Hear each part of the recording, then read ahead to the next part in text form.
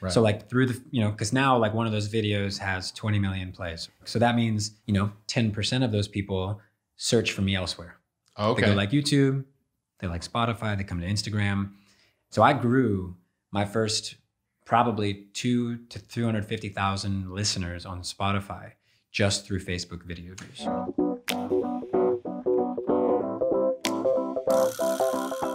What's going on? Welcome to the New Music Business Podcast, brought to you by Ari's Take. My name is Ari Herstand, your host, author of How to Make It in the New Music Business, the book.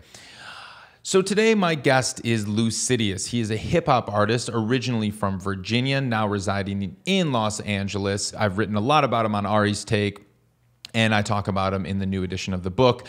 He has a really interesting story on the business perspective. He has over 500,000 monthly listeners on Spotify without any official playlist inclusion. He's on no Spotify editorial playlists. He doesn't have a label. He doesn't have a manager.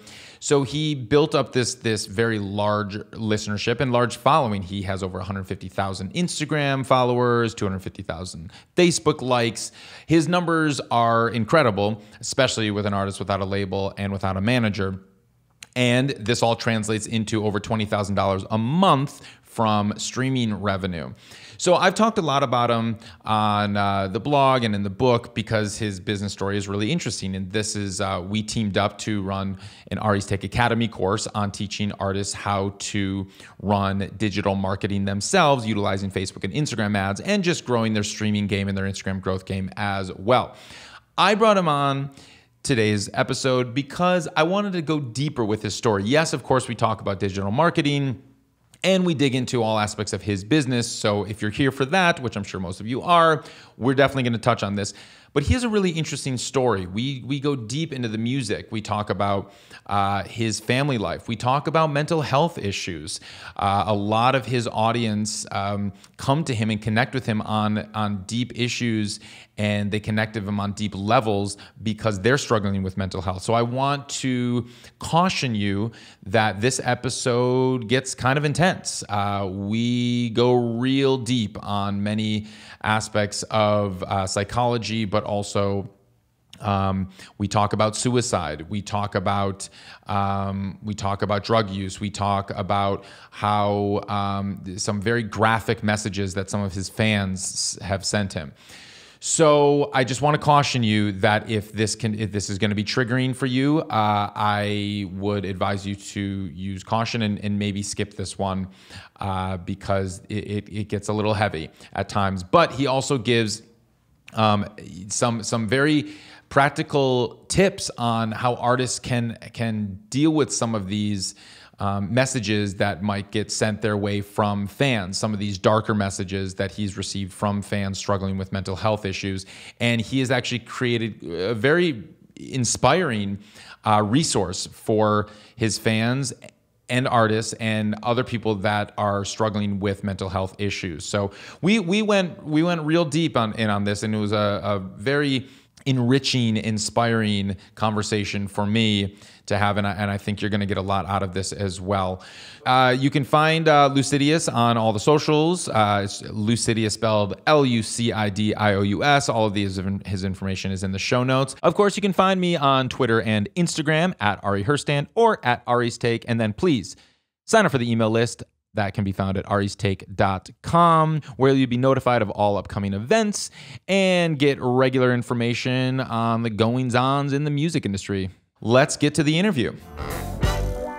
Most of my audience knows you because I've been talking about you a lot on the blogs and my email list and in my book as the guy who built up this massive worldwide audience without a label, without a manager, without Spotify playlists, all that stuff. We're going to dig into that a lot later. Sure. And that's, I know why a lot of people have tuned in because I want to kind of hear about that story. But I think I really want to start back at your beginning and really kind of talk about the music, because I think a lot of times musicians and artists and everyone in the industry lose track of the most important aspect of everyone's operation and why we're doing all this. Yeah. It's because of the music, and that sometimes we forget that everything is based on the music. And so take us back to kind of your beginning, how you started, what inspired you, like when did you start with music and rapping and hip hop, and who your earliest influences, and just take us back to the beginning.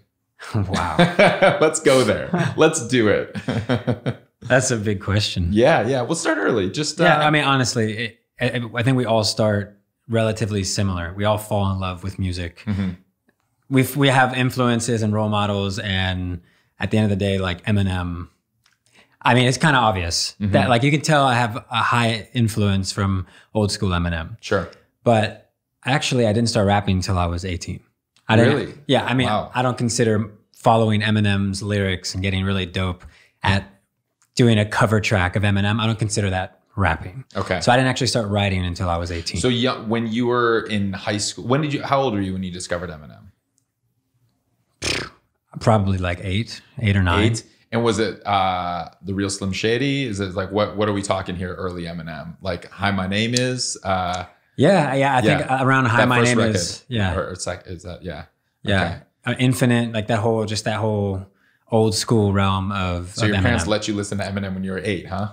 Actually, yeah, they did. All right. But honestly, my family was kind of scattered. Like my family's the kind of family that we're all cool individually, but we live in separate rooms. You know what I'm saying?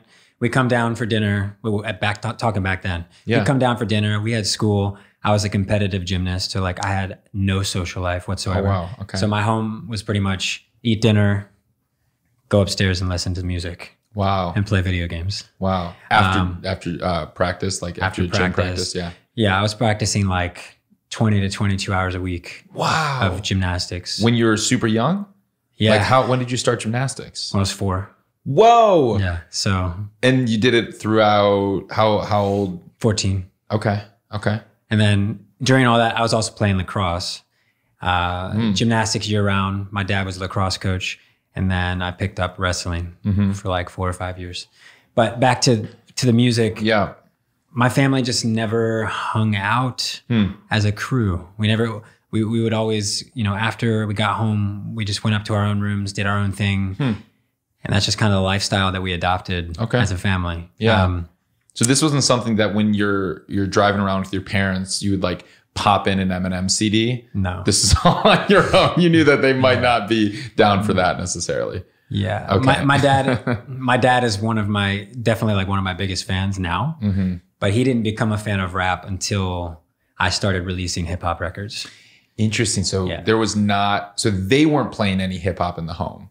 This was something that you discovered on your own. Did you have any siblings or older friends that got you into it? Or how did you discover hip hop? It's a really good question. I actually don't remember the first time that I heard Eminem. Okay. I do have an older sister she's super dope. I mean, she is a phenomenal singer. She's got like 45 tattoos. She's just an extreme artist. Okay. So I've definitely sought after her, and she's sent me a lot of music. Yeah.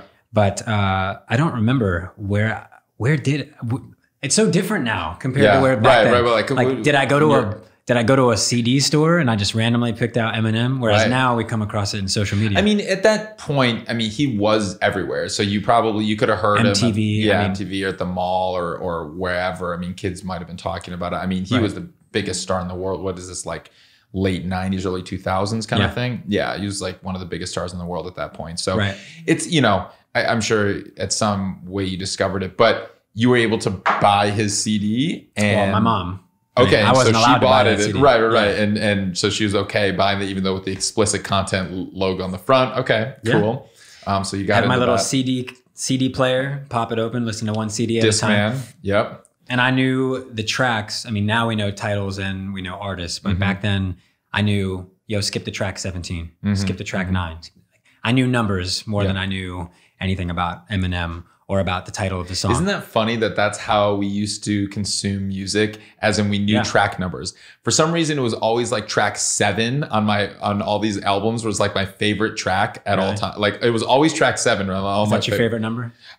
No, it was just like, it just happened to be my favorite song. It was like the song that Ants Marching was on the early Dave Matthews Band records on Under the Table of Dreaming. It was the song that, just like that was the song for some reason. But now we can't even get people to listen through a full album. Right. Let alone what's an album in order. Right. Back right. then, they kind of had somewhat of an advantage. We didn't skip tracks. Right. We listened 1, 2, 3, 4. Mhm. Now it's like they look at an album and they pick, well, that 12 title looks pretty cool. I'll skip the 12. Right. And then they're like, oh, that didn't sound good. Skip the album. It's a different level of music consumption. Totally. So you were, so when you said you didn't really start doing your own music, like writing lyrics until you were 18. So throughout high school, were you just learning Eminem songs and just kind of just trying, basically just like rapping along with him? Was that kind of what you were doing? Literally. Okay. I knew every lyric, every flow. Wow. Yeah. I was just obsessed with it. Yeah. And I actually wanted to rap in high school, but a few people in my crew and also some of the popular kids were rapping. And at that time, we care a lot about the way we look and like the way people view us. Yeah. I didn't want to follow their footsteps and like try to be a rapper. Okay. So I just kind of stayed in the background, said, nah, like I'll let them do it. So it wasn't even until college, going into freshman year at George Mason University. And where's that? It's in Fairfax, Virginia. And you grew Northern up? Virginia. And where did you grow up? I grew up in Northern Virginia. Okay. What's the town? Like Ashburn, like Loudoun County, Chantilly, Centerville. Okay. It's all within like 30 minutes outside of DC. And so you went to college right nearby, I right in did. town. Okay. Yeah. Did you live at home? 30 minutes from my house. No, I dormed. Okay. And then the next 3 years, we just rented out, got a bunch of roommates, all musicians. So then what inspired you to start writing your own lyrics and to start rapping? And were you performing? Were you releasing music? Like what was that process and journey like at the very beginning? Well, I think everyone knows Eminem has some pretty harsh lyrics. Yeah. Deep ass lyrics. Yeah. My family dynamics and my relationship dynamics, my isolated lifestyle growing up, it was a breeding ground for me to become someone who speaks on tough topics, writes deep lyrics. Like if I can't turn to necessarily my family or even my friends to talk about the shit that I was dealing with, then how do I get it out? So I started, at that time, I guess I had an iPhone at that time. Okay. And I started just writing just kind of like poetry early on. Really sucked at rapping. I mean, I tried to do it out loud, like voice memos. We all start somewhere super low. Yeah. I was terrible. I mean, I always had like a bass flow. Yeah. But like nobody kind of like wakes up and is super dope at their craft. Okay. We all go through these evolutions. So I sucked initially, but I was just writing about like tough family dynamics, like, struggling to know what loving your dad is, struggling to know who is God, like what do I believe in, losing a relationship. I think all of us have lost relationships. So I was writing a lot early on about toxicity, like between two people. Did you have a relationship in high school that went sour? Okay. Yeah. And then into college. So pretty toxic, lots of drama in that. And then, obviously she had a tough background. I had a tough background. Bring those two people together without any like awareness or therapy, it doesn't go too well. Sure. So music is what saved that. Did you grow up religious? You said, what is God? Is this something that, where does that come from? God actually plays a big part in a lot of my music. I do mention him a lot. Yeah. So my mom she's technically considered Methodist. Okay. So kind of like in a Christian realm. My dad is a total atheist. Okay. Still to this day. Okay. So we did go to church every Sunday growing up. Really? I was baptized. Wow. And your dad went along for the ride? My dad never went. Oh, so you and your sister and your mom. We would go. You went to church. Okay. Right. And cool. Like I respect that now, especially being where I am now. He still is not religious. Did you go to religious school or anything else? No. Public school. Gotcha. But he always just said, I was always like, well, Dad, why don't you just come with us? I was like, and he was just like, he tried to explain it. It's just not my belief system. And I was like, well, don't you want to go, even if we're wrong? Don't you want to go with us? Yeah. Whatever happens, what if we are right? What if you're wrong? And I like it. Yeah, I've heard that before. I never manipulated him. Yeah. And I respect it now. But he's, my mother is still very religious. My sister. Are your parents still together? Sorry. No, That size says it all. Okay. No, honestly, my family knows it. I'm transparent about this stuff. Okay. Like I talk about it in my music. I have no judgment on my story. Sure. Technically, they are still married. Okay. Yes. They were separated. Okay.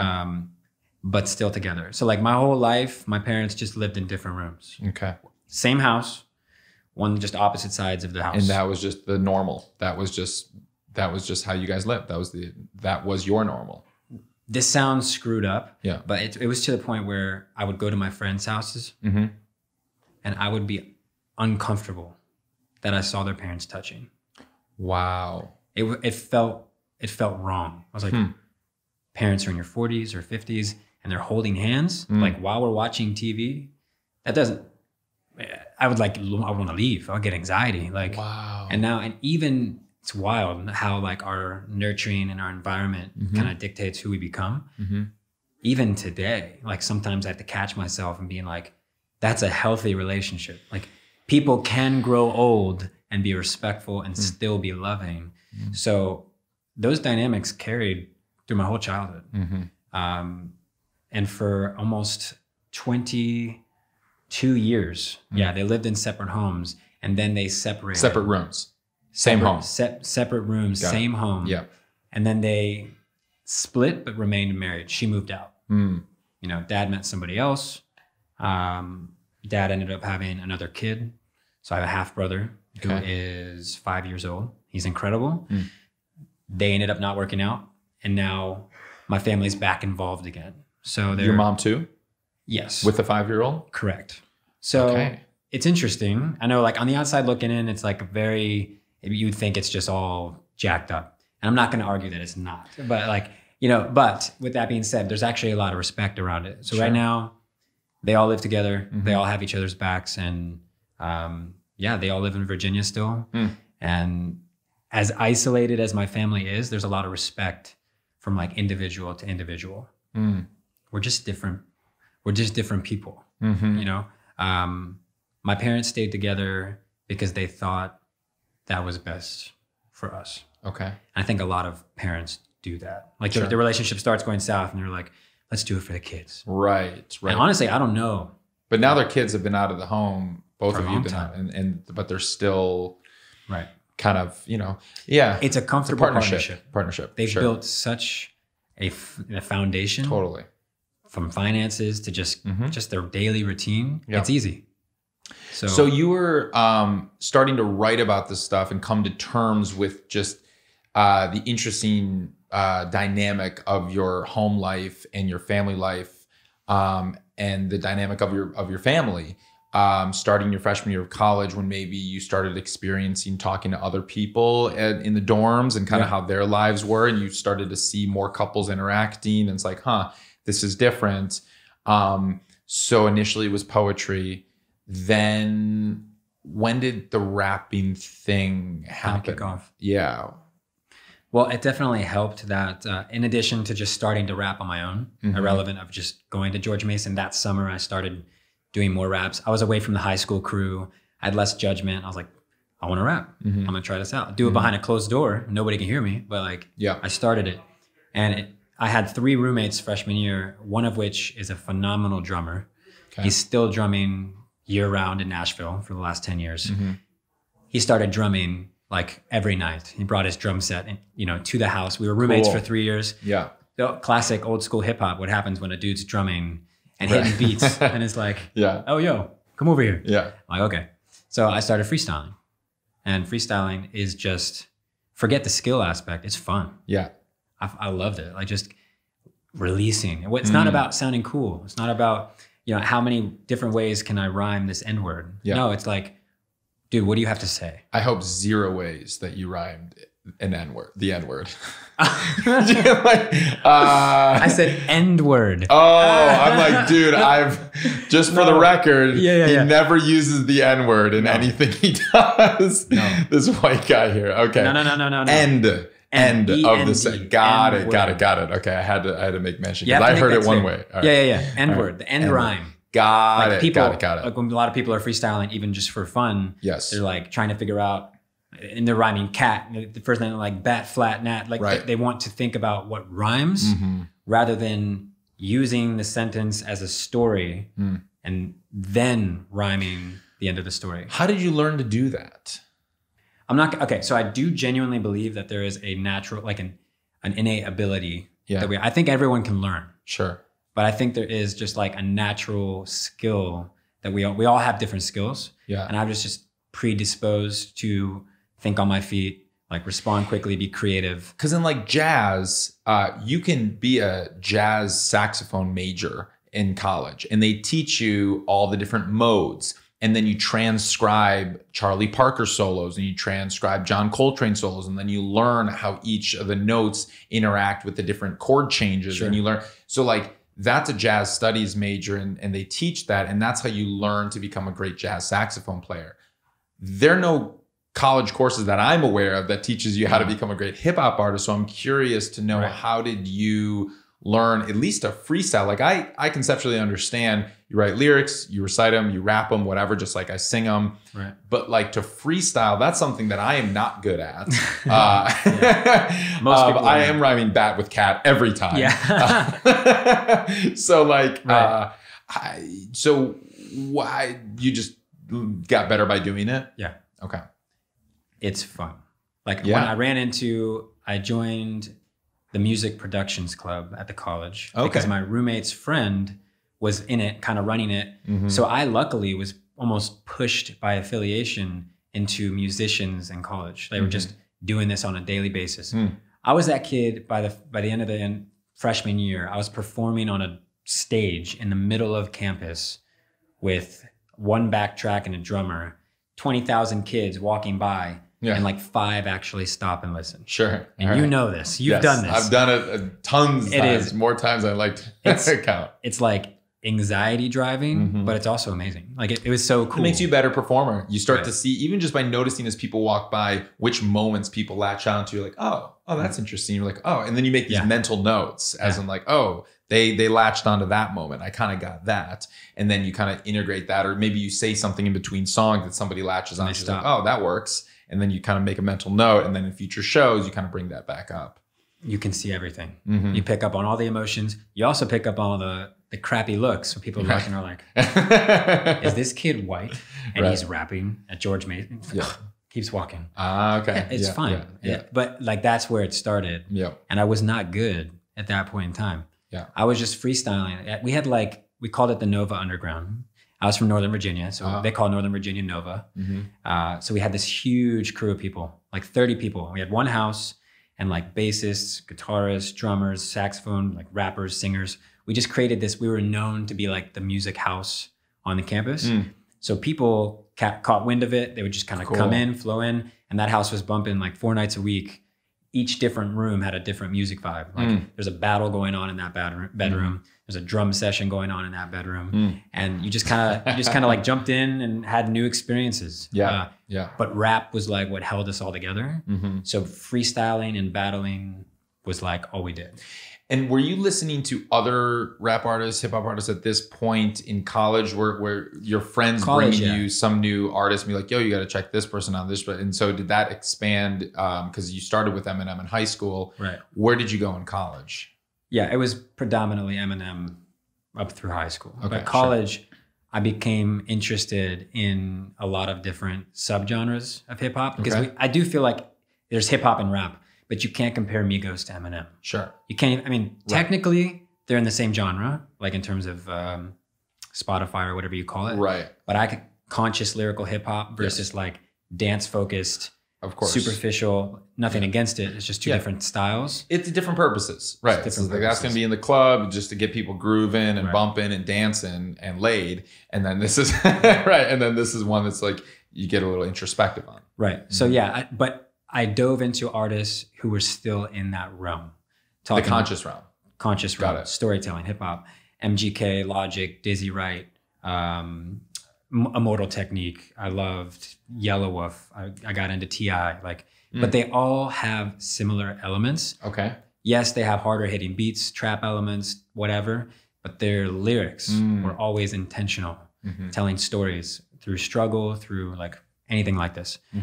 So I started branching out into different hip hop artists. Okay. But honestly, a lot of people wouldn't know it. 80% of the time, starting in college to now, I'm listening to piano. I'm listening to cinematic track music like The Gladiator, Hans Zimmer. I love strings and piano and calm music. I love One Republic. Like hip hop is actually not what I listen to most of the time. Gotcha. Interesting. When you say you listen to piano, what do you mean you listen to piano? Like just like piano instrumental music, like playlists on Spotify kind of thing? Oh, those are huge. Just literally just piano. It's called Rain. And it makes you feel like you're in rain. Calming piano. Right. I kid you not. Like my Discover Weekly is almost all like classical. Wow. If I hit play, the first 10 will be ambient soundtrack piano music. Cool. Most of the time they don't even have lyrics. So I'm going to fast forward a bit because that's really interesting and I'm curious to me. With your productions, now I know that you worked with producers and you still work with producers. How much say do you have in your productions? And because of these diverse musical influences that you have now, what you listen to primarily, does that influence the style of production for your releases now? Absolutely. It's different now than it used to be. Obviously, now I have a full-time producer. So me and my guy, Joel, like we sit down. Joel Woods. Yeah. We're like from the ground up. Like he is running almost everything in terms of building the production, but we'll sit next to each other. He'll either come to me and give me a beat, be like, do you vibe with this? And I'll say, dope, but can we add piano there, drop there? Can we change the snare? I don't really vibe with it. Like we're working collaboratively. Okay. But initially, dude, I just searched YouTube for beats. YouTube, SoundCloud. What year are we talking when you start? 2011. So when you decided that you wanted to release, you wanted to make recordings. Yeah. You didn't know, you weren't interested in creating the productions yourself. No. And you didn't have any friends who were capable enough at that level necessarily that you wanted to work with. Right. So you searched YouTube for beats, piano, rap beats, and sad. You found this? Yes. And they exist. Like what? How did that work? Do they exist? They are highly prevalent. If you go to YouTube and you go rap beats, there's some beats that have 45 million plays, and in the YouTube comments, people are battling.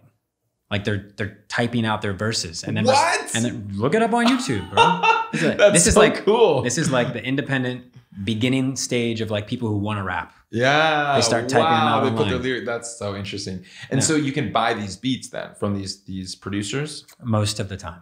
Okay. Now, so that's how you did your first record. Yep. You minus found... one track, 2 tracks on it. I had a friend put together 2 beats. But other than that, I found these beats randomly. And what are you paying for these beats? So, well, there's licensing, there's exclusive rights, and then there's ownership. Yeah. So licensing, you can license a beat for $25. And that just means that you have the right to perform on it.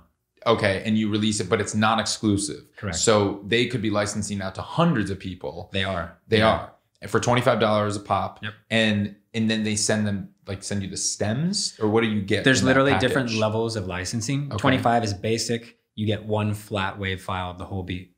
Give us $75. We'll give you the waves for all of the instrumentals. You give us $150. You can monetize it. And then these producers they're smart. They're making money. Yeah. I don't blame them. Hundreds, if not thousands of people are using their beats. Sure. But they're writing their own contracts. So like through SoundCloud.com, you buy a beat, they send you a contract. You have to follow the rules of that contract. Okay. You know, like I can't set up content ID through YouTube because I don't own it. Right. Because they've now licensed it to hundreds of people. So they can't be, that makes sense. First album kind of all screwed up because that was the beginning stages. Sure. And we can dive more into like the formalization process because that's a big thing. But second and third album, I have ownership pretty much across the board. Even for the beats I found, I reached to them and said, yo, I'm doing this seriously now. I need you to give me a contract. I'll cut you in a percentage, get it signed, ownership's done. Exclusively. And what are you paying for those typically? Those range. Like one of the more common ones was like $4,000. Wow. Yeah. For the holy shit. Okay. That's significant. That's serious. Yeah. Wow. Okay. $4,000 and back end percentage? No. Okay. Right. And if you're going to pay that much money, I hope. No, if they're not a superstar producer, then there's no back end percentage there. Okay. Right. And most of them, we're changing a lot of the production elements, and they're getting like 5 or 10% on publishing. Okay. It's not a big deal. Okay. Yeah. But now me and my producer, we split like 50-50. Like, right. He's building from the ground up. I want to dig into that in a second, but the first album where you bought these beats, now were you getting the commercial license that was non-exclusive, or were all the songs that you released exclusively yours? Non-exclusive. So these same instrumentals, these beats are around the internet. Oh, absolutely. And have you heard them? Have you recognized them? Heard them. Oh my gosh. Yeah. And sometimes, most of the time, they're terrible. Yeah. Just rappers that lease these beats and want to. And this album is still online right now. Which album is this? Reflections. Okay, so Reflections. You heard it here. Don't go listen to it. Ladies and gentlemen. No, I mean, it's not bad. There's some good stuff on it. Right, but the productions, that's so interesting. So how many different producers did you work with for that album? Or how many beats did you purchase from different producers? Maybe like 7 or 8. Okay.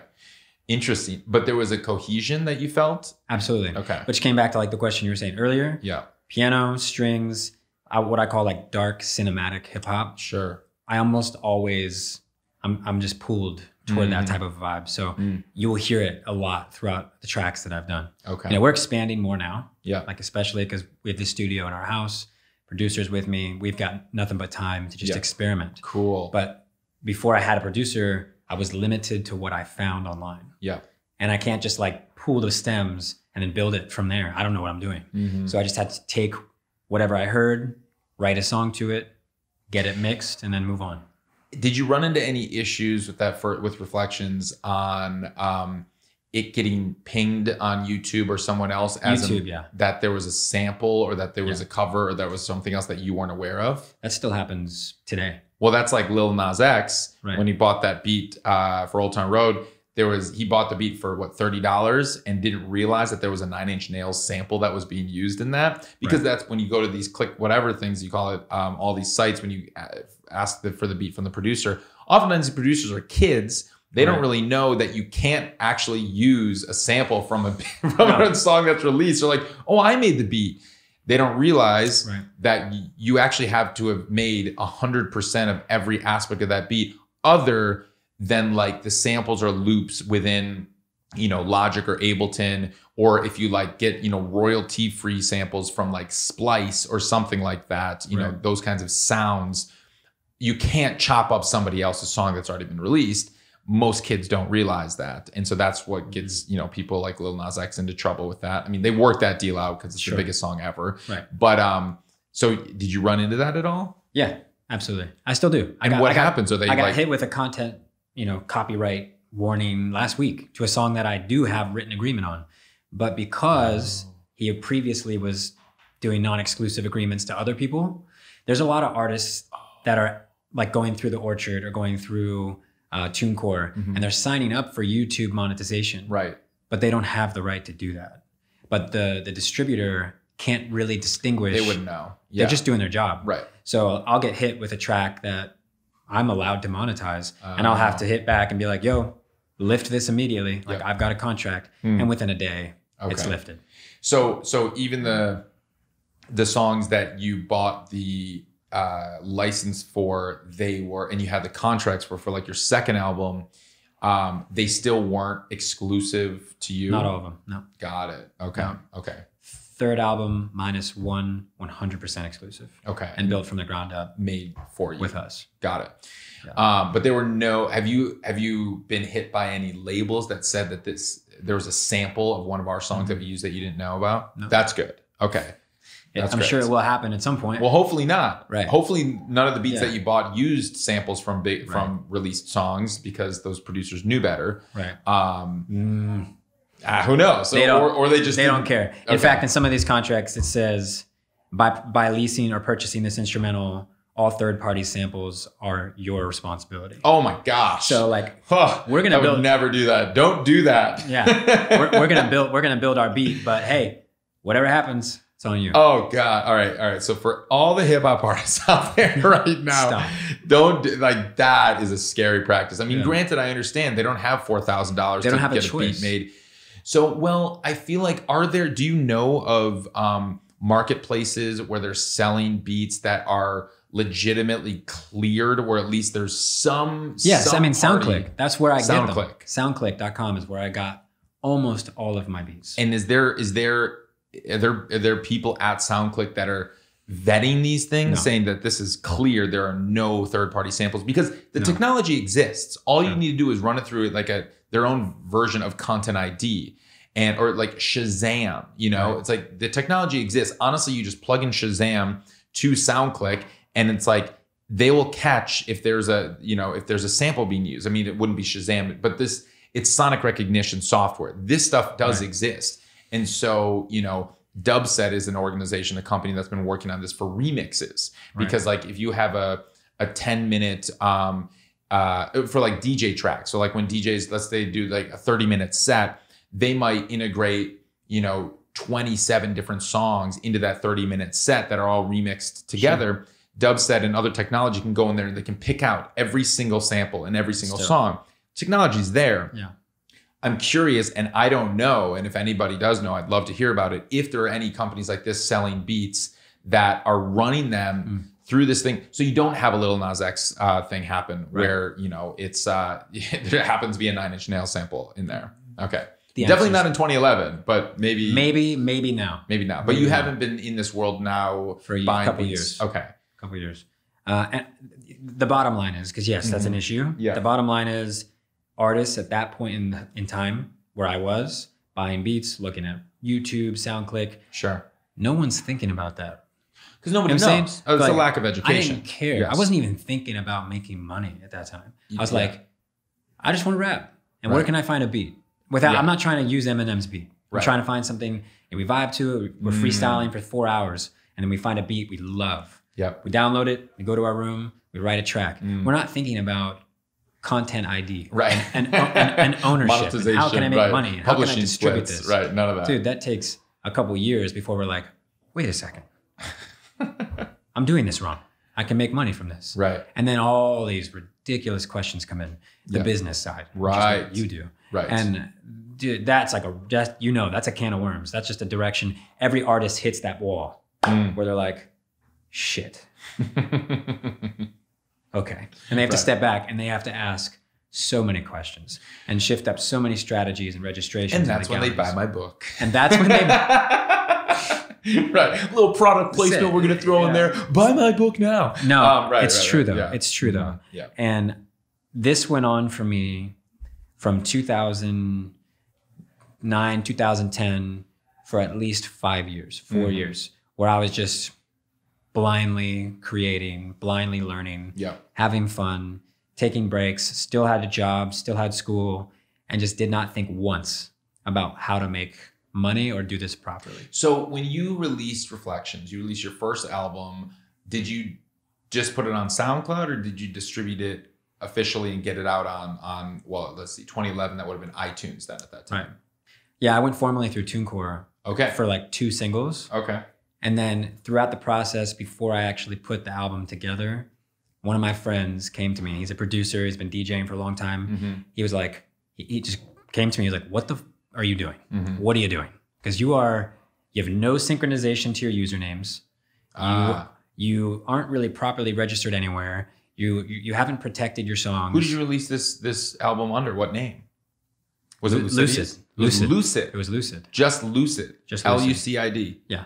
So this album came out under Lucid, which not the album, just the singles. The singles. Yeah. And that was your name then. Right. Which probably not helpful for SEO purposes. That's exactly why we changed it. Really? Yeah. Lucid means expressed clearly and easy to understand. Yep. Like a lucid dream. Lucid dream. Like the psychology aspect, I've lucid dreamed. And I've other spiritual experiences that made me think, wow, lucid's a great, dope word. Yeah. Name myself Lucid. Searched for myself on Google and got lucid light bulbs, lucid bed frames, lucid whatever. Yes. So yeah, he kind of came to me and he was like, you need to make a decision because you are using a name that you're just drowned out. You're not unique. Right. It's a dope word, but like on top of that, you're doing YouTube music videos, but you don't have any formality for mixing, mastering, again, username synchronization. what do you want to do? And he freaked me out. That's the first conversation where I was like, wait, do I want to take this seriously? Or do I just want to, side hustle, freestyle every once in a while? Overnight, once I figured out my name, I changed it from Lucid to Lucidious. I found out there's only one other Lucidious in the whole world. He's in the UK. It's a band, and there's like a couple guys in like their 40s. Okay. And cool. I mean, respect for the name because I love the name. Sure. But they're not taking it very seriously. They're just doing some live stuff. I was like, this is a pretty safe name. Overnight, within like an 8-hour window, and I probably had like 10,000 likes, 10,000 fans on Facebook at that time. Okay. I switched every platform from Lucid to Lucidious. Is this 2011? You're saying 2012? Oh no, this is like 2013. Oh, okay. Maybe even 14. Yeah, 14. Wow. Yeah, I didn't switch from Lucid for quite a while. So that's a big deal because you're changing a name. It was a big deal. That's a huge deal, especially if you had 10,000 likes at that point. Right. And it was definitely anxiety inducing. I would imagine. And I was stressing out. No one cared. The truth is, it'd be much harder to change my name now. It would be like a shock to a lot. Right, I wouldn't do it. No. But like back then, felt like a big deal. Ended up being the best decision I made. But overnight, switched from like Twitter to Instagram, YouTube, Facebook. Changed my name everywhere. I have synchronized usernames everywhere. It's either Lucidious or Lucidious Music. Are those two songs still up on the platform as Lucid? No, you took them down. Yeah, there's no affiliation with Lucid. Gotcha. And that was really the starting point of like, okay, how do I do this? How do I take it seriously? So were you still in college at this point? When I switched? Yeah. No, I was out. I graduated. When did you graduate? 13. Oh, okay. Okay. So for 2011, 12, 13, you were still in school. You had this music out. Just having fun. Were you performing around college? I was performing a lot at local bars in like Fairfax, Virginia. Cool. And then also, like I said, performing on campus. Yeah. For the Music Productions Club. So 2014, you switched the name over. You are in Virginia still, working... In Florida. You're in Florida. What are you doing in Florida? Graduated George Mason University with a criminology, law, and society degree with a focus on homeland security. Okay.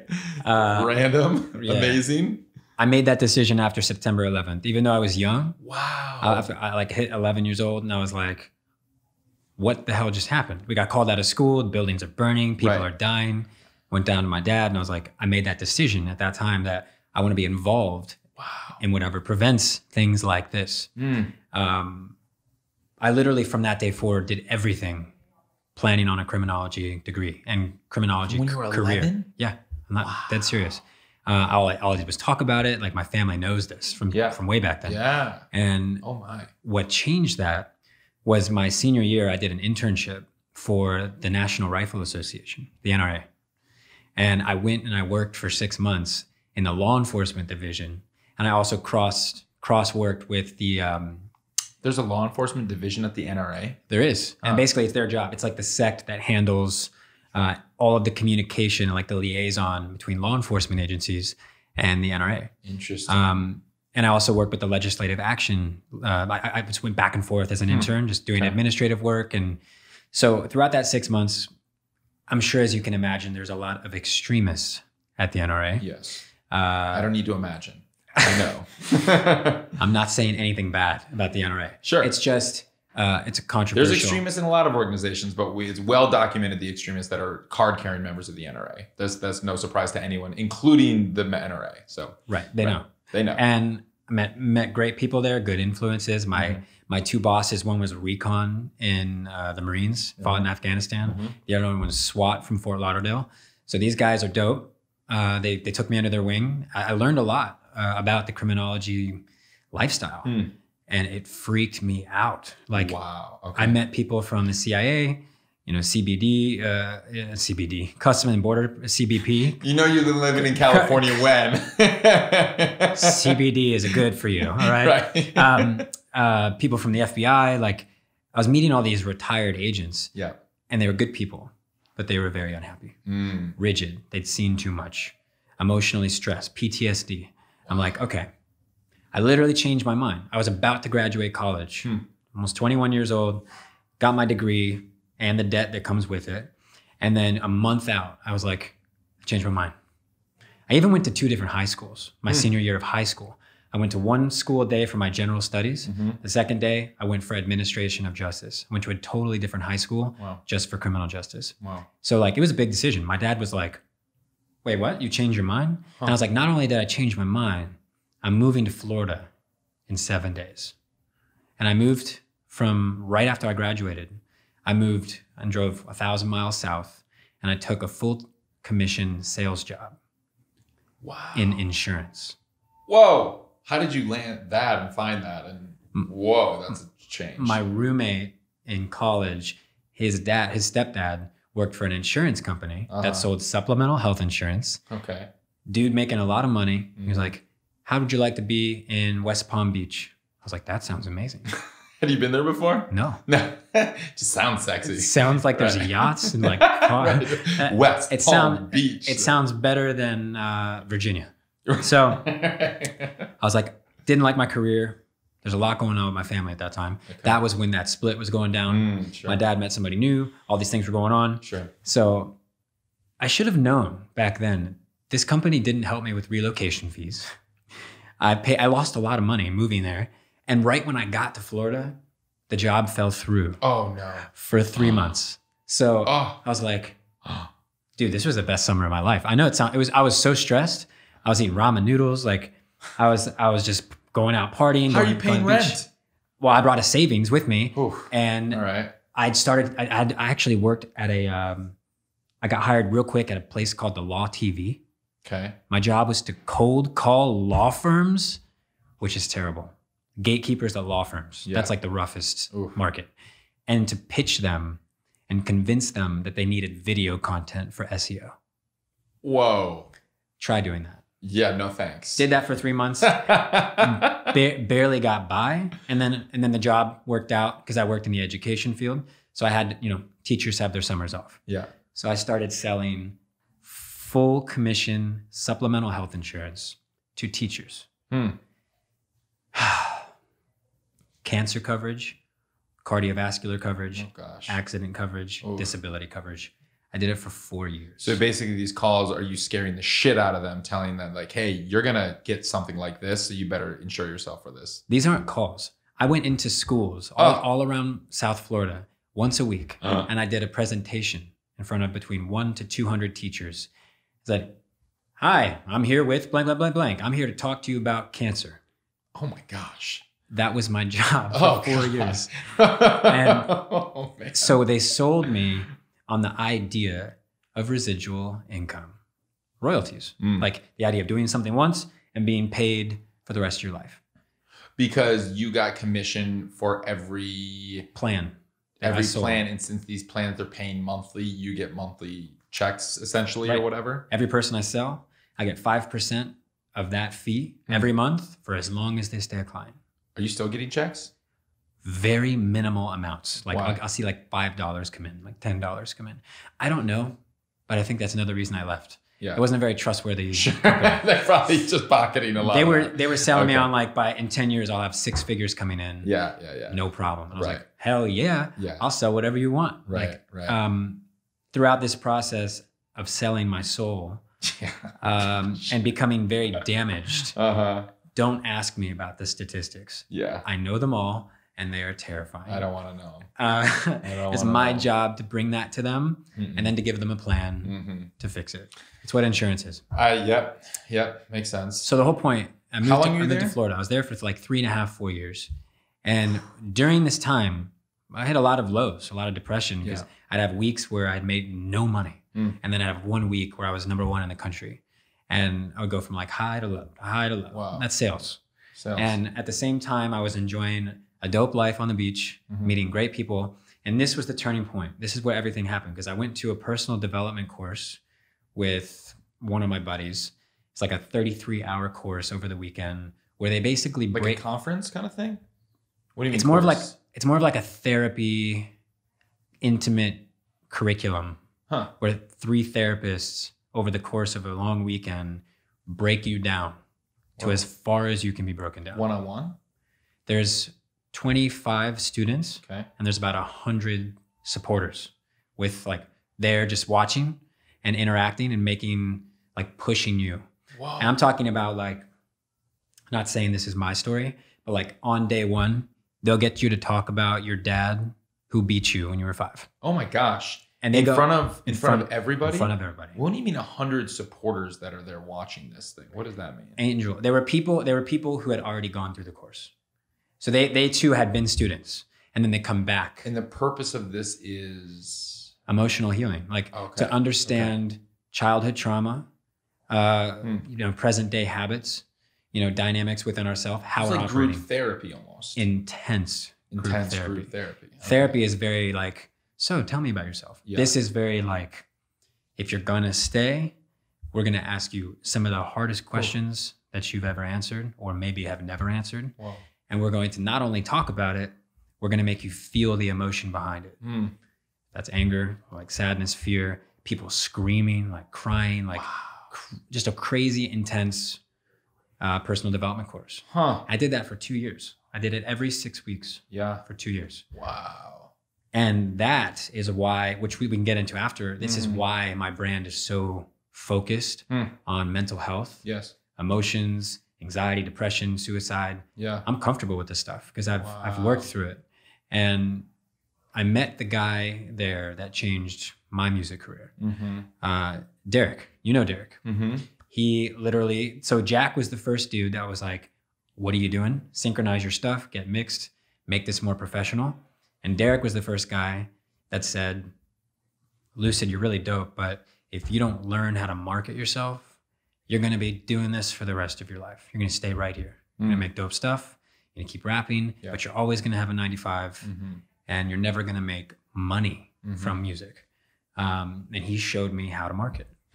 And I met him in the personal development course. Wow. So that's the thing. Like the puzzles of life are so interesting. So you had how much music out at this point? This is now, we're talking what, 2014, 2015? One album. You had one album. You had Reflections out. You met Derek. Yep. He's like, let me teach you about marketing. And were you performing at all in Florida? Maybe. I think I performed twice.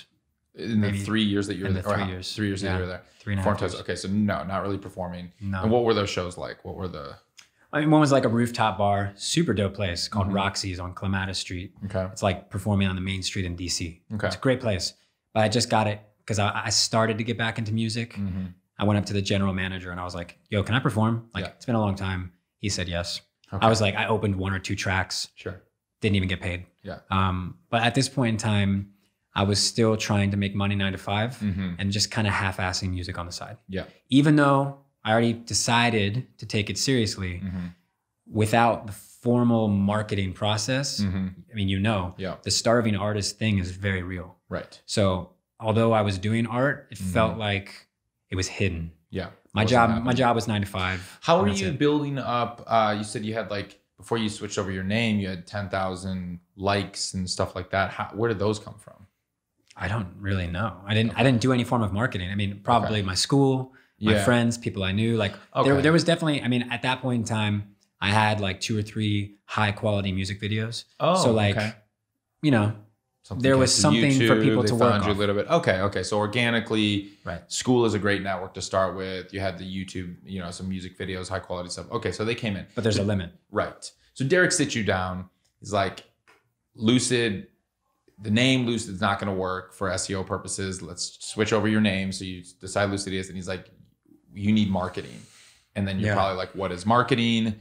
And so what happens next? He shows you Facebook? Facebook.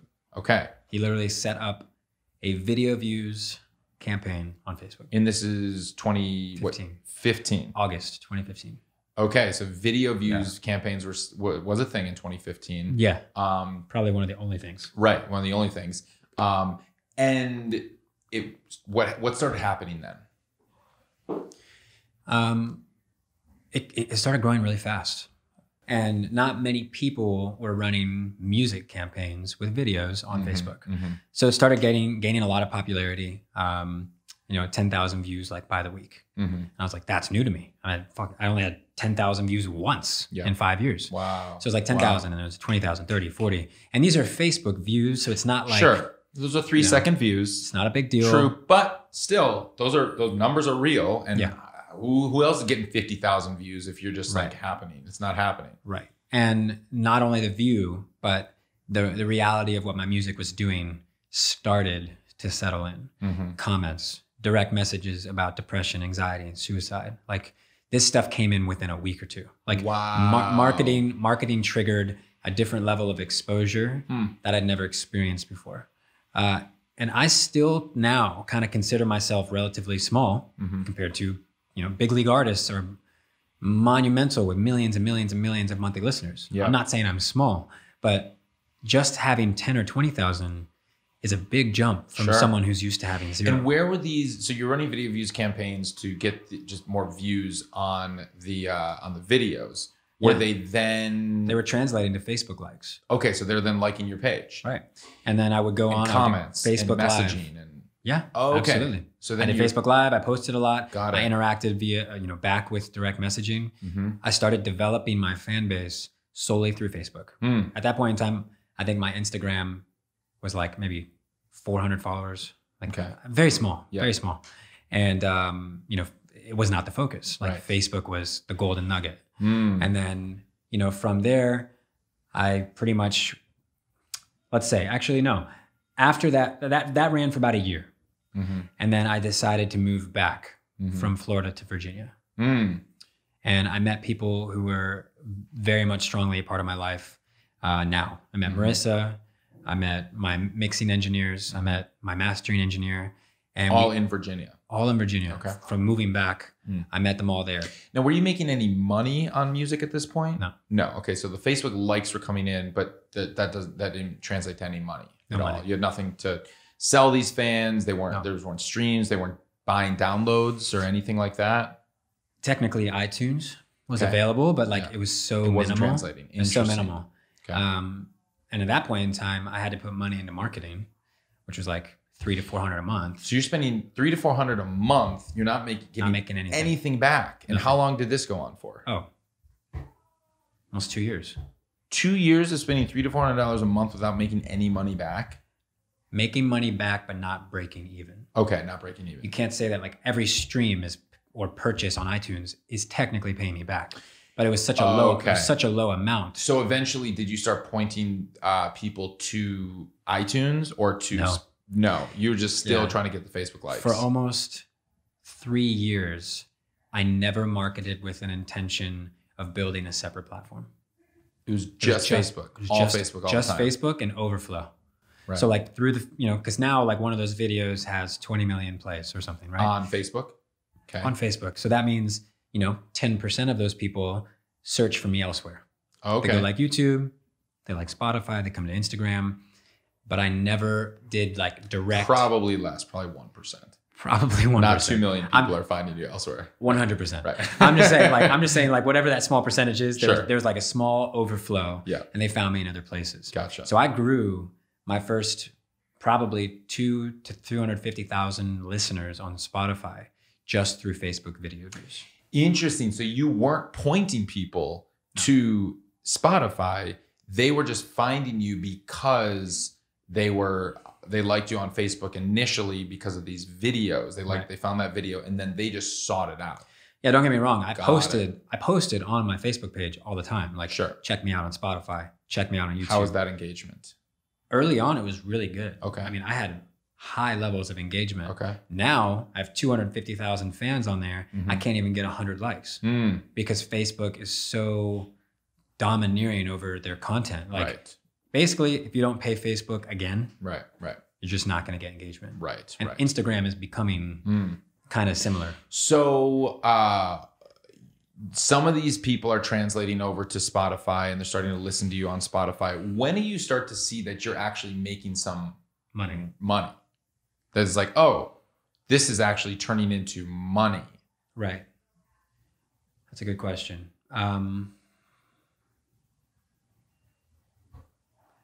After I put the second album together. Okay. Which was in Virginia. Okay. And then I was in Virginia for 2 years, put the second album together formally with one mixing engineer, one team, had the distribution through DistroKid. I was starting to get my bearings together. had my trademark, the copyrights, the registrations. I understood more going on. I started registering with different royalty collections. Sure. So yeah, the money started slowly coming in. I have been over breaking even and profiting for the last 2 years. So that record came out in 2016. The end of 15. End of 15. And then Torn Between Pages, we're talking? You'll know better about when did Reflections versus Reflections came out 2015, Torn Between Pages 2016, and then Great. enough this year. Yeah, so probably the end of 2017 is when I'm like, okay, gotcha. I'm profiting. So you released the second record. Right.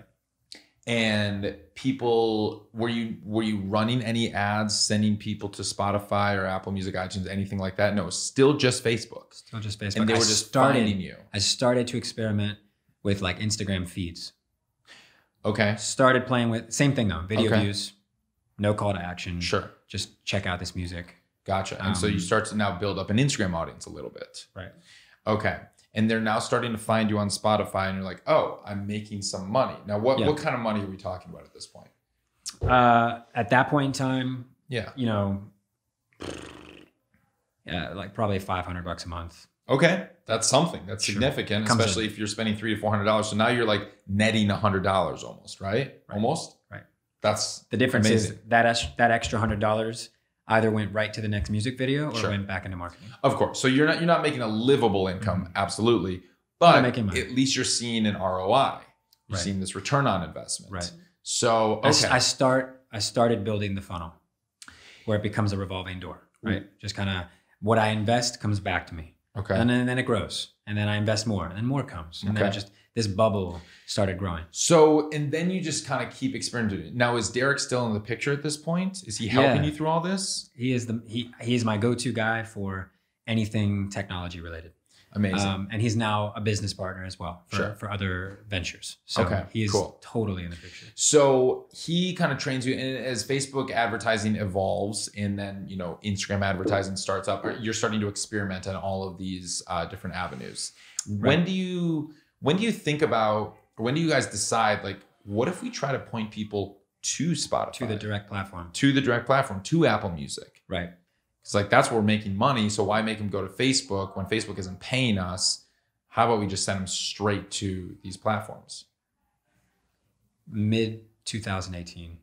Wow. So just like a year ago or something like that. Incredible. Year and a half. Year plus. Okay. Yeah. Amazing. So yeah. All right. I had a pretty significant following already by the time I switched. Yeah. And then that's when I went from like 250,000 monthly listeners and started really climbing all the way to like 560,000. So that was like, once I switched it to direct marketing, that exponential growth really took off. Wow. And you were still just using Facebook or Instagram? Instagram at this point. Yeah. Instagram. And so Instagram ads, were you still doing Facebook too, or did you try to? I'm still doing Facebook now. Okay. Yeah. Okay. I mean, so I try to do every placement, even if it's a low level budget. I just try to keep things turning in every angle. And the ads we're talking are still video ads. Always. Okay. So you're continuing to create new video content. Are we talking music videos? Yeah. Okay. Very formal, official. Like even if there was some, you know, inconsistencies, you can tell this video is professional. Like, you know, it's not in my room. It's not with an iPhone. Right. I paid at least $2,000, $3,000 to put these videos together. Okay. Yeah. I mean, they look super pro. Right. $2,000 to $3,000 you're making per video. Right. Okay. That's solid. I mean, that's still on the cheap, but for music, he was doing me a favor. Yeah. This is a one-man show. Dude is a great videographer. He did the video, he did the editing, the directing, the coloring. Yeah. He kind of saved my ass. Yeah. For $2,000 to $3,000 for the way that your videos look, like, that's amazing. Okay, it's not 2 or 3 anymore. Oh, okay. All right, like damn. No. This is like, we're talking like 5-6 videos back. Got it. That budget has gone up a lot since then. So what you knew that you needed high quality video content to, because you saw how people were responding to that, and that is what got them into your ecosystem. So that was the first touch that they got, because you'd show them a video. They would see that video. They would then come into your Facebook page. They'd like the stuff on Facebook. They like your page. And then you started sending them to Spotify, Apple Music, anywhere else? Or are you just pointing them to those platforms? Spotify, Apple Music, YouTube, Instagram, and that's it. So, all right. So now it makes sense. Initially, you're just bringing them to Facebook. You were building up a fan base this way. So people were communicating. You said got some pretty intense messages because people latched on to the lyrics in your music. Yeah. And the messages that you were talking about. Now, were these people coming? Where are they coming from? Are they all U.S. based, or where are these people from? Half and half. I'm kind of fortunate, especially because U.S. is good for touring and good for streaming. Sure. Half of my fan base is U.S. Okay. But the other half is everywhere. Wow. I have people reaching out to me at any time. I could pick up my phone and be like, it'd be Egypt, and then the next one would be New Zealand, then Singapore, then Italy, and then deep in Nigeria. I mean, it's crazy. They're everywhere. And there's like a synchronicity and a connectedness to all of them. Even though they maybe have a different language, maybe different living environments, all of them are struggling with a similar thought process.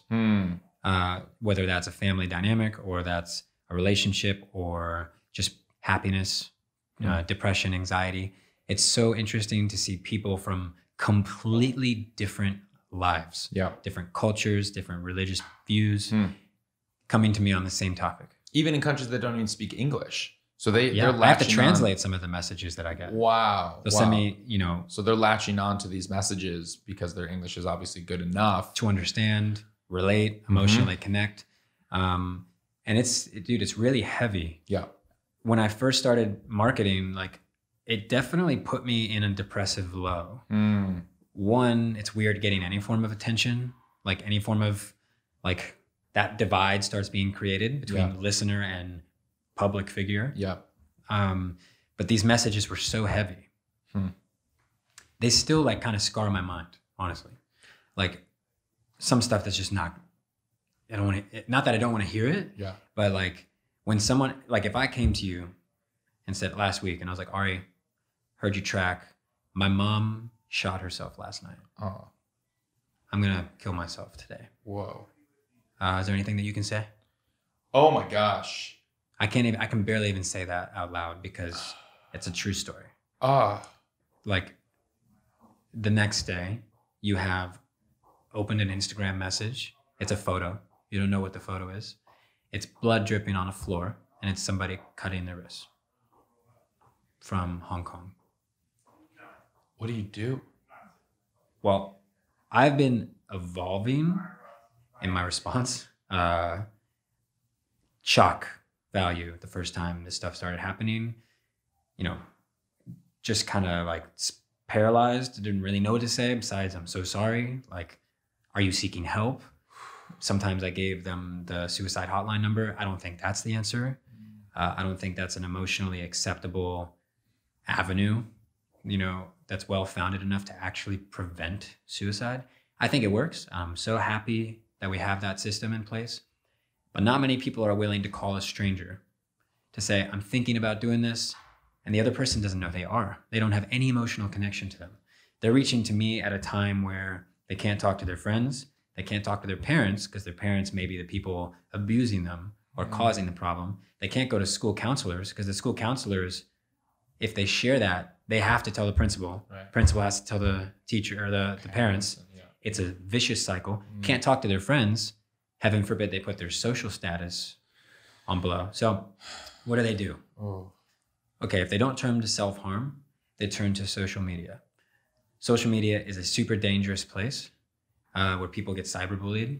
And if you open up, it can be misjudged. It can be used against you, screenshotted. I've had people send me screenshots of them attempting to take my advice, open up to a friend just to have that friend say, dude, you're a douchebag. Like you shouldn't be struggling with this. No. Like, so it's a vicious like cycle. And this is way beyond me. This is way beyond my music. It's way beyond money, business. Like, well, this isn't necessarily what you signed up for, but it's it just not. Kind of found you. Right. But the thing is, hip hop, the history of hip hop has almost always had a deep sense of struggle and darkness to it. Like it's where we're grounded in. Think all the way back to Run DMC or even Dr. Dre. They come from the streets. Like now hip hop's not so much just street related, but it comes from storytelling, working through life struggles, intimidation, battling, like aggression, working through shit. That's what hip hop is. Whereas, you know, you look at pop and EDM, you don't get so many of those dark elements. Therefore, our music reaches people in dark places. And the difference back then in the Run DMC era is that somebody listened to that music, they're not able to send a message to that artist to their fucking phone. Maybe a letter. Pocket. Maybe a letter, but even then, there's so much distance and space and time and all of that. Or like the only way they get in touch with them is like maybe they'll see him after a show, and maybe, but very rarely does that they even get in touch. So like a letter, but who knows if the letter even gets to them because it has to be filtered through their label to their manager. They're not, the label's not going to send the letter that says I'm going to kill myself to their artist. Right. So we're in such an interesting time right now where that's an incredible burden that is put on you and is put on artists when fans are sending these messages to your phone. Like it's essentially a text that you're getting to your phone, and we're in uncharted territory. Like you're not a trained counselor or therapist. No. Like, but that's such a burden and responsibility that I imagine you feel, because like by not saying something, responding to that, then do you feel like you have like, there's a weight that you're partly responsible. If, I mean, you can't feel that way because this is like, you're not part of their life. I mean, it's so easy to say that you can't feel that I way. know. Right. You're right. But yeah, I mean, you shouldn't have that responsibility because that's just unreasonable, but you can't. I'm human. You're human. So of course you're going to see that and you're going to feel about it and it's going to affect you, of course.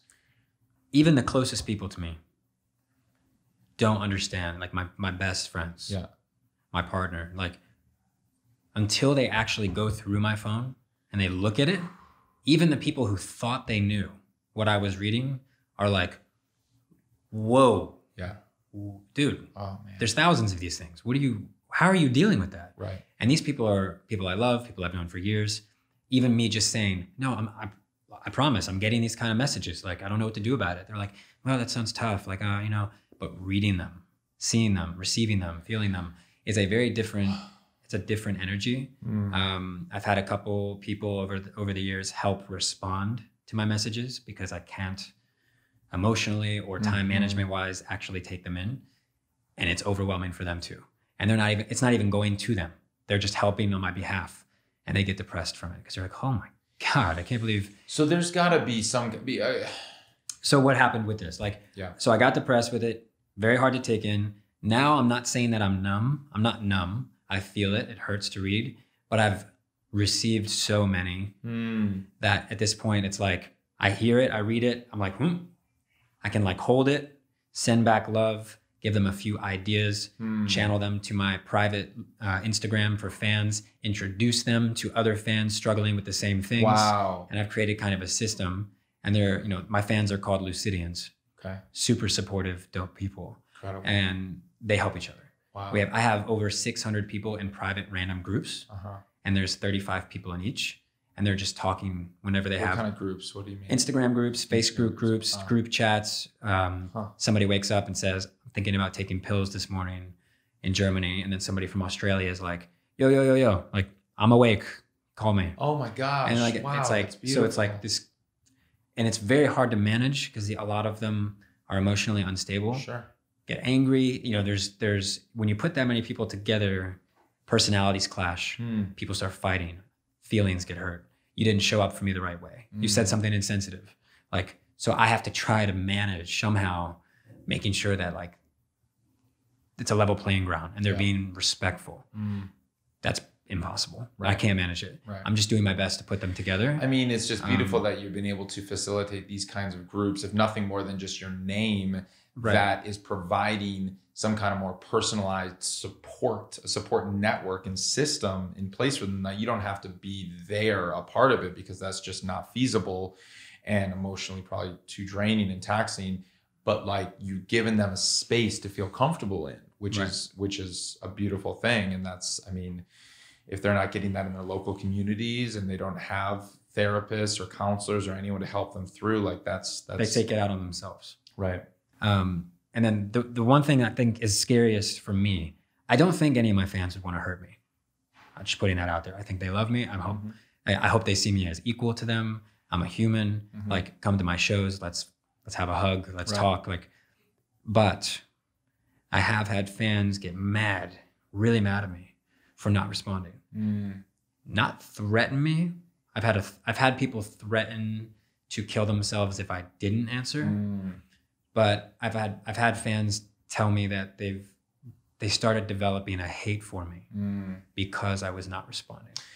That's scary to me because, one, I wish they would know better. I do. I wish they knew, like, if they know my music and they know the way I'm presenting myself, I'm not doing that on purpose. Of course. I just don't. I have a life. I mean, that's a manipulation tactic that a lot of people use to try to get some attention. kind of response and attention. It's a cry for help. Absolutely. Yeah. But at the same time, it begs the question, like, where is the line for you? I know. Because them, clearly there is no line. So where do you draw the line? Just in the industry right now where we're at, it's like artists are supposed to respond to their fans. That's how you build up engagement. That's how you build up connection. And you've experienced that people become loyal and true, deeper fans by responding to them. We get that. But then it can turn unhealthy. And then they have this dependency that they need you to respond. And if they don't, then it almost fuels. Right. Have you figured out how to deal with that? No. Okay. The only thing that I've figured out is putting them together. Communicate. If I can't, at least they can. That's brilliant and that's beautiful. And are you at a point now where you say, I think that you can find support in this group here? 100%. Okay. We can't get rid of these obstacles in society. There's major judgment around sexuality, religion, and like cultural divides, politics. I mean, I could list a lot of things there, but that's not going to change. Where the void is there's no place where people can go as a whole and like remove their identities going in.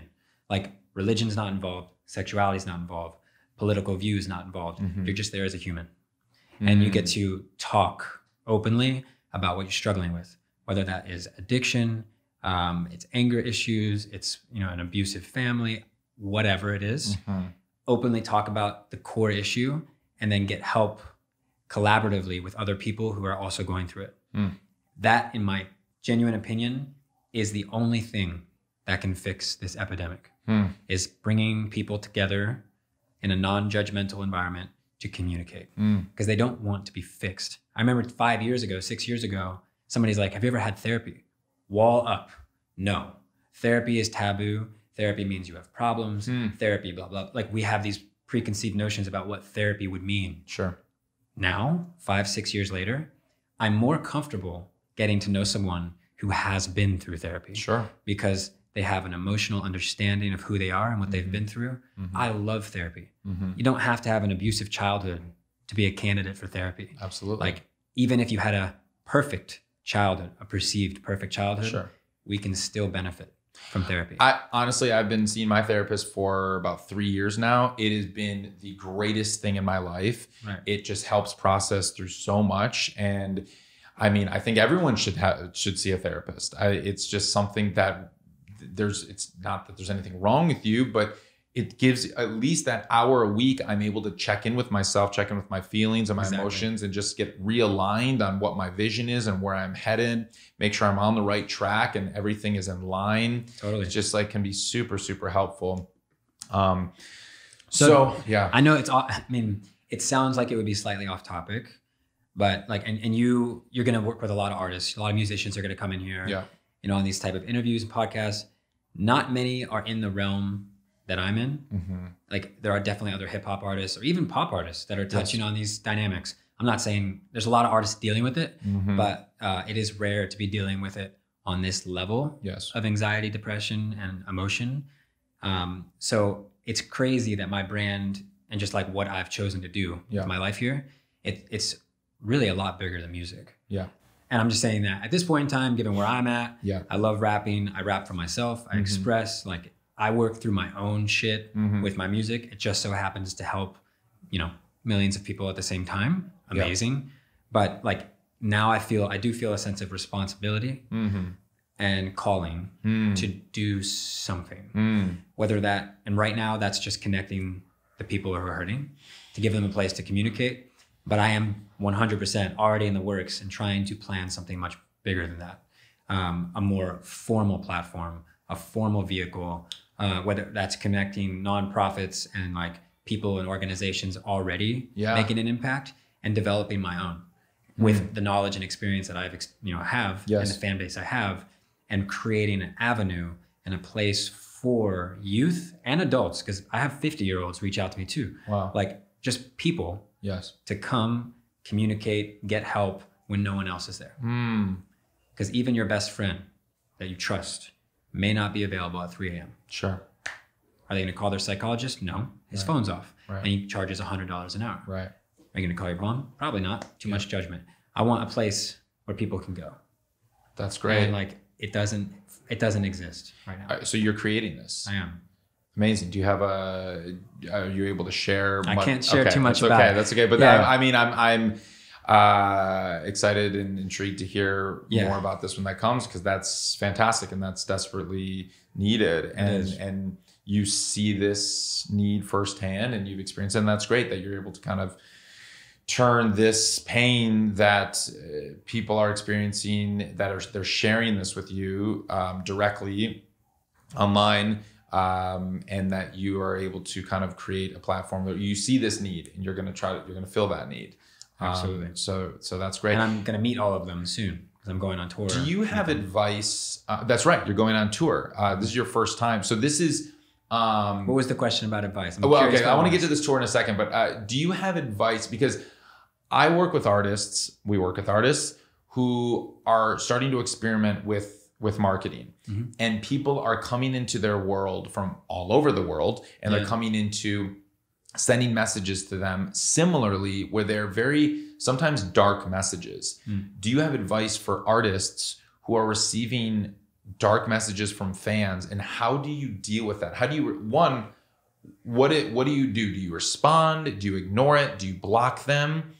And if you do respond, what do you say? Yeah. And then how can an artist protect themselves emotionally from receiving these things? I've talked to a couple artists who are in our course, we're doing marketing, and they're telling me some of these messages that they're receiving, and especially the women. Like, you're a man. I know. Just imagine what women have to go through from just creepy men all over the world, and like the messages that they're receiving. Yeah, it's insane. And like, do you have advice for these artists dealing with that and how to respond? 3 things came up. The female. That alone. The good news is, at least for Instagram, you can view a message before you accepted it. You can look at it and you can choose to delete, block, or accept. So at least you can view the content before you open the message. And they do blur the image if you don't know them. And right. If I was a woman, I would not accept any messages in without viewing the general situation first. Like, make sure if there's sexual stuff and pictures and I wouldn't open it. Right. I would just hit block, delete, whatever. Sure. Secondly, I have one rule, and I've always had one rule for 4 years. I can't answer everyone. But if I open the message, I will respond. Okay. I do not leave anyone on read. Like, I do not allow you to see that I opened your message and then ignore you. Right, because if you accept the message and you open it, it sees that it was read. They see that. And I know how shitty that feels to send a message and not get answered, but know that they read it. Yeah. It's like the worst feeling. Right. So I will open it, and then I will, properly sit, read through, decide how I feel. There's a couple rules. I mean, obviously the goal is to make them feel heard. So your terminology is very important. Acceptance, relatability, understanding, like, I've been here, I dealt with this, I understand how you feel. I just want to thank you and let you know that although I may not be able to reply again, you have to let them know that you can't have an ongoing conversation. That's where it gets weird. But if you let them know, hey, I don't really get to... If you respond once, they're going to expect another response. Yeah, you respond to 50. Right. 60 come back. Like, Right. So you have to set that boundary up front, Okay. but just giving them respect, recognizing what they're saying, making them know like this does get better. I've been through similar things. And, by the way, I'd love to introduce you to my, maybe they have a fan group or other people that they can put them in touch with. So you do still respond to people. Do you think artists should be responding to all the messages that come in? No, I don't think it's realistic. Okay. Even initially in the first month, it was hard to hit everybody. Yeah. And it's also kind of been weird for me because I've been checking in on people who I've responded to maybe like 6 months ago, a genuine response to a tough message, and they chose to unfollow me. So like I've seen, I think I checked like 25 accounts. I was like, all right, I'm just gonna do a test. Yeah. Like 12 of the 25 accounts that we had a genuine, yo, your music changed my life. I answer 12 of them chose to unfollow me. So did they unfollow you because then they responded to your response and then you didn't respond back to them, and that's a couple of those maybe. Okay. But some of them was just the complete. So I'm actually curious then. I wonder if you just don't respond to these messages or don't like accept them or open them, if they would still stay fans and understand the fan artist dynamic, that you're not the person that they can lean on, because at that stage, and maybe they will, would they stay a fan and because of that, but because you gave into that, maybe that you gave them a little bit and then they wanted more, and because you couldn't give them more, then they turned that love into hate. Right. Or they checked out. I really wish I had the perfect answer. Sure. But I will say, in my heart, I will believe that the genuine connection, even if it's once, just recognizing somebody, I see you, I hear you, thank you. Yeah. I believe that will have a more cohesive long-term impact than ignoring all of them. Yeah.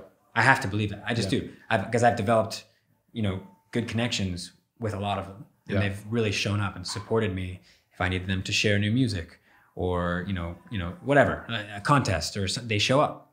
So I don't think it would be as strong of a fan base if I never opened my messages. With that being said, there has to be a line. Yeah. Yes. Because tour, album, different companies, we only have so much time. Right. And I could hire somebody right now to answer all of them. I could. Okay. Why won't you? I don't, because it's not real. And for me, I understand that it's cool, maybe from a brand business perspective, efficiency perspective, to have somebody answering as me. But this is just my opinion, not saying it's wrong, but morally, and just when I respond, I want them to know that it's me. Because they're not sending detailed information about their addiction and potentially ending their life to an administrative assistant. That's not what they're doing. They're sending it to Lucidious. And I want to respect that. And it may not be the best business move. That's just where I'm at right now. Yeah. So if I miss some, I miss some. When I answer, I answer. I feel like, whether call it the universe or divine or God, I feel like I'm somebody's guiding me to open and do what I need to do. Okay. Because it's very odd. Sometimes I decide to open something random. Yeah. And it really ended up being one that some intervention needed to go down. Wow. So, okay. So that you feel that is a calling, that is a higher purpose that you need to involve yourself in right now. Okay. So getting to the tour now, you're about to go out on your first tour ever. Yeah. Play shows, the first time playing a show in what, 2 years, 3 years? Yeah. Almost 2 years. 2 years. I played at the Hotel Cafe. But that didn't count. I did one track at the Hotel Cafe. Right, but it was unannounced. Right. Right. Okay. So you're now doing this is announced, formal, this is announced, headline tickets, headlining, your name's on the bill. Right. How are you feeling going into this tour? What are the excitements? What are the fears? What are you thinking about going into this tour?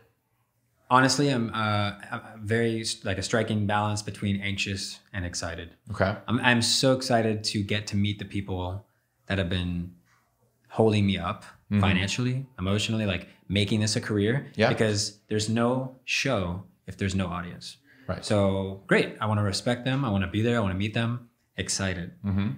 Anxiety. I want to do it right. Yeah. I want to be good. I want them to feel like they walked away with, I want to sell tickets. You know, Right. I've got, make sure people actually show up. You never know. I've got a big fan base, but as you know, in this world, like there is, there's a disconnect between listeners and the ability to pull fans to a show. Yes. And I have not yet experienced that. Right. So we'll find out who shows up. What size rooms are you booking for this first tour ever? 200 to 300. Okay. That's a great start. Yeah. And tickets are on sale for a couple of them right now. What are all the dates on this tour? Where are you looking to hit for this initial run? The Satellite, downtown LA, December 13th. Manhattan, January 22nd, Toronto, Canada, January 24th, and Chicago, February 8th. Okay. Cool. And why did you choose these cities? Well, one, BJ, my tour manager, has affiliations there. Okay. So it's a lot easier to just sync up. Okay. 2, all 4 of these places are higher up on my analytics. Yep. Cities, more condensed population of my fan base. Yep. I feel as though it'd be easier to pull, ticket sales. So you looked at your analytics and you saw that these were some of your biggest cities, like Chicago's my number 1. Okay. LA is, I think, 3. Okay. Yeah. So like Toronto is like 5 or 6. Yeah. So it makes sense that we would pick these first. And we're doing like VIP meet and greets. Like, cool. And that's just weird to me because like, you're just meeting me. Yeah. Like, I don't know. It's just, you can call them fan experiences, whatever you want to package to make it feel better. But yes, totally. It's just this idea of people paying more to have a personal experience with me. And that's so cool. Yeah. Like that someone would be willing to pay out of their pocket to get a picture, say something, ask a question, like, and support me like further. Because we've already had some VIP, like Toronto, we really haven't pushed sales at all yet. Yeah. Like within the first couple of days, like 4 to 7 people bought VIP tickets. Wow. And I was like, whoa. I was like, that's really dope. And 2 of them are flying in from different parts of Canada. Wow. Like that's cool. How are you running your VIP program? Because I've heard so many different kinds of ways, especially on tours at this level where there's just 200-300 cap rooms.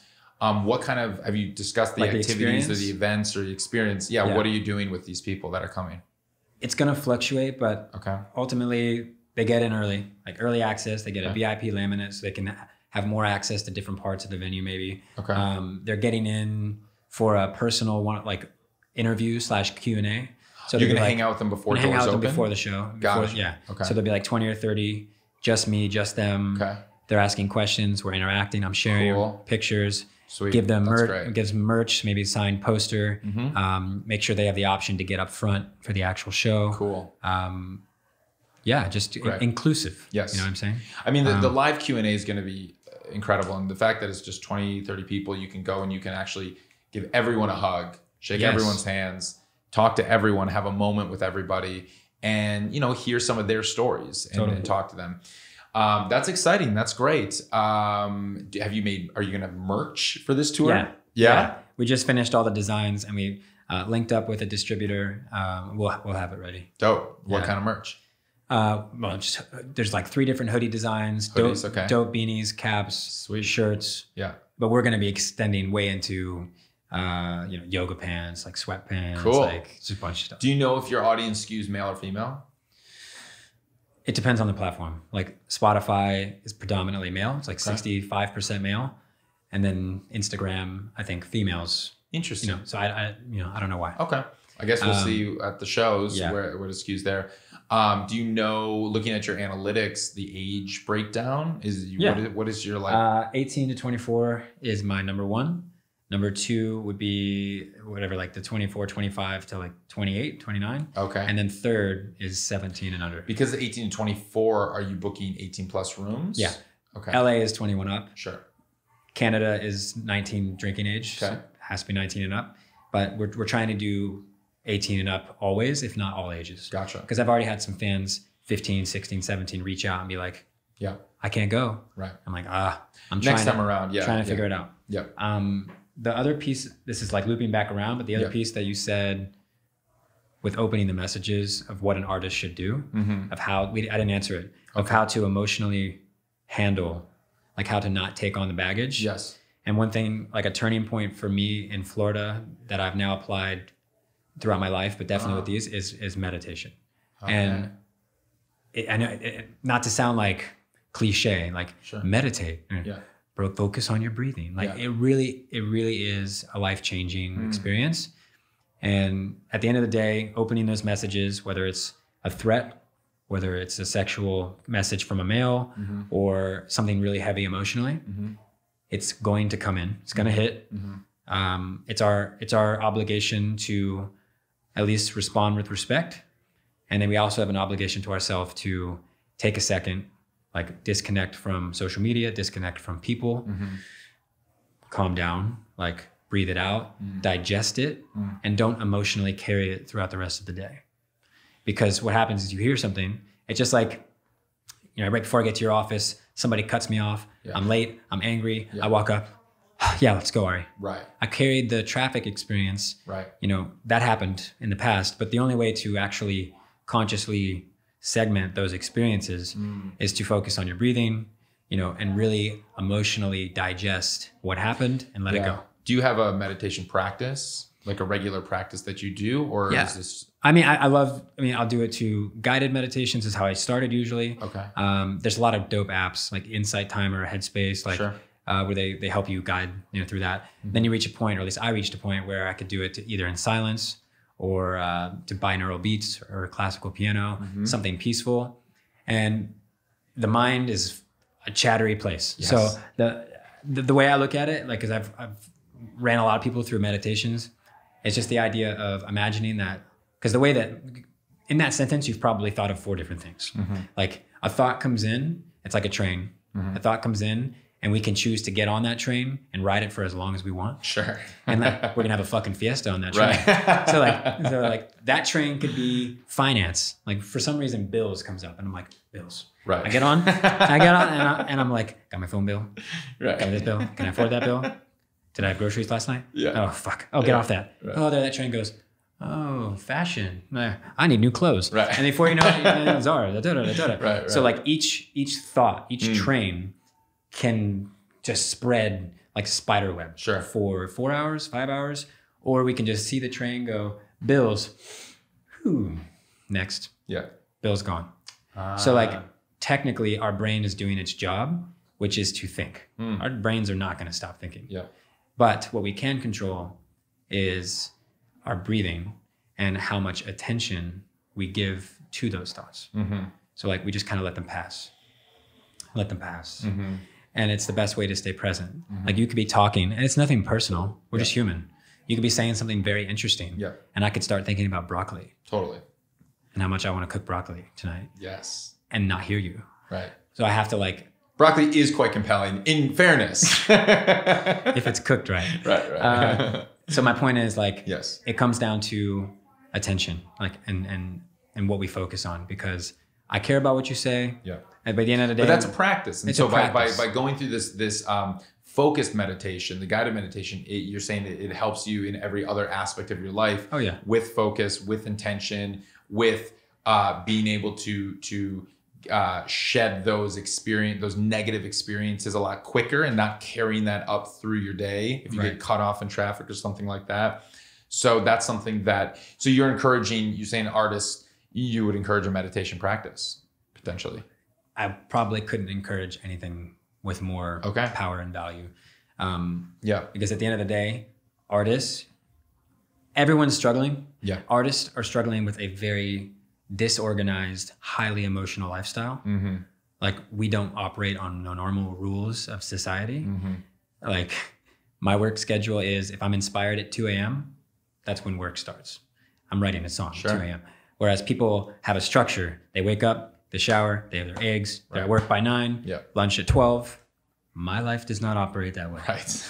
In fact, my life doesn't ever turn off. Yeah. So in order to set conscious boundaries, especially when so much energy is coming at us at all times. Yeah. I can look at my phone, 400 people listening to you right now, 294 right now. And it's like, I could get sucked in so fast and never leave. Yeah. So meditation is the only way, in my opinion, to create some separation and to actually allow inspiration in. Because if we're clouded, stressed out, thinking about bills and food and this and distribution, how the hell are we going to emotionally check in and write a song? Totally. Absolutely. You can't. Yeah. You gotta be present. Yeah. And for me, the only way that I ever could get present was meditating. And it's not like everyone's like, so do you have to sit cross-legged and take a deep breath in a Buddha temple? I'm like, no. I could go meditate in this corner with other people in the room. Okay. You just do it quick. Sure. It's just the idea. We all get our own practice. It's the idea of just calm down. Yes. Calm down. Calm down. Reset. There's a lot more time in the day than we realize there is. There's time for everything.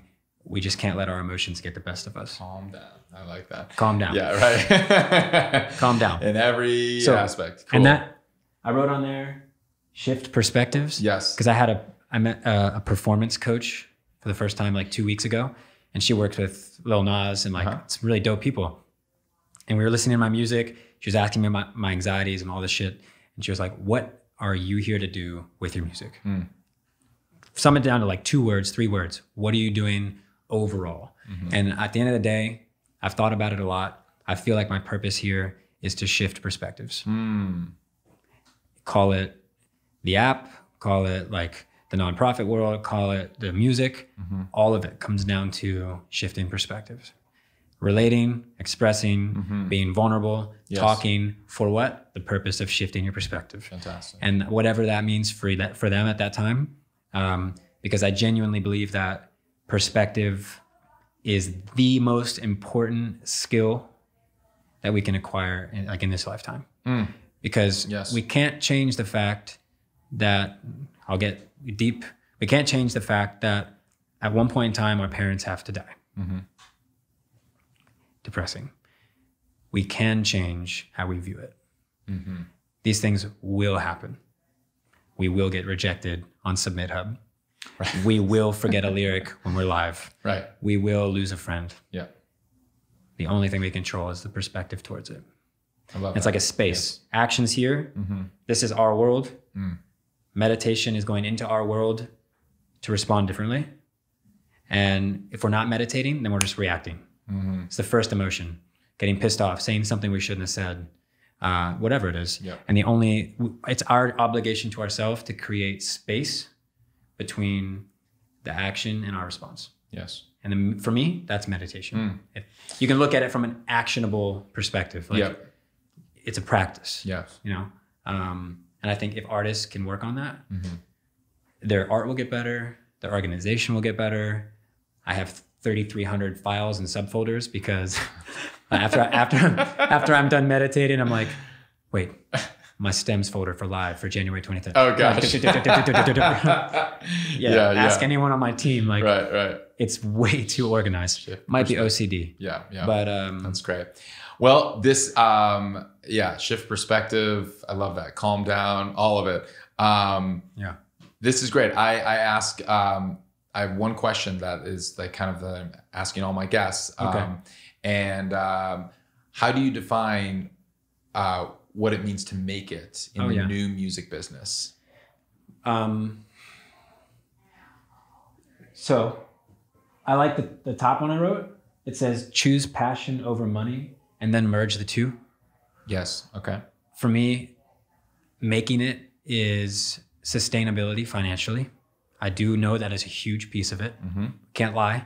You can't make it, in my opinion, really, without feeling comfortable enough to manage a lifestyle financially. So yes, I think there's a financial piece. And I'm not going to say happiness. I think as long as we're passionate about like what we're creating, there's intent, there's meaning, there's some form of like satisfaction from what we're doing. Not how do I write the next pop hit? You're in it for the wrong fucking reasons if you're writing the next pop hit. But if you're relating to what you're doing, you're impacting lives, and you're waking up with the ability to financially manage your lifestyle, you're successful. I don't care if you have 100,000 fans or 10 million fans. I can tell you right now, I thought that 1 million streams or 1 million would make me happy. Yeah. No. After 1 million, it had to be 2. After 2, it had to be 3. Now I can confidently say on Spotify, I have like 85 to 100 million streams, and there is no difference in my feeling from that and the first million. There's absolutely no difference. And it seems crazy. They're like, no, dude, if I had 85 million streams, I'd be happy because I'd have money coming in. But what happens when that money runs out? Yeah. You got to make another hit. You got to reconnect, keep going. So it has nothing to do with numbers. Literally. In terms of business, numbers matter, analytics matter. I get it. Like for media, for labels, cool. It's relevant, but it has nothing to do with success. Yeah. At least for me. That's why the third album is called Enough. And it's the You Are Enough tour. Nice. Because enough is not in an external value. Enough is, we already are enough. Enough is. Because enough is just what is. You can't fill enough. Sure. It's a never-ending void. Yeah. And we can only feel like enough with what we're given, which is our mind, our body, and like the ability to breathe. I'm getting really basic right now, but like, no, it's great. I mean, yeah. I don't know what other people are going to respond with. No, like, I love it. It's perfect. Yeah. Lucidious, thank you so much. This has been an incredible, very interesting conversation. And yes. I the love, focus I being love broccoli. The focus being broccoli. Yeah. The biggest That's all takeaway that of this. Broccoli. Cool. Well, best of luck on the tour. I'm sure it's going to go amazing. I will Thank you. be at that LA show, and I encourage everyone listening here to go to check them out. Where can they find you? Where's the best place? At Lucidious, Instagram, Spotify. Okay. Lucidious. We'll put all this information in the show notes, and we will share all of that info. And yeah, go see him on tour, listen to the music, all that stuff. Thanks, and guys. cool. Thanks so much. Take care.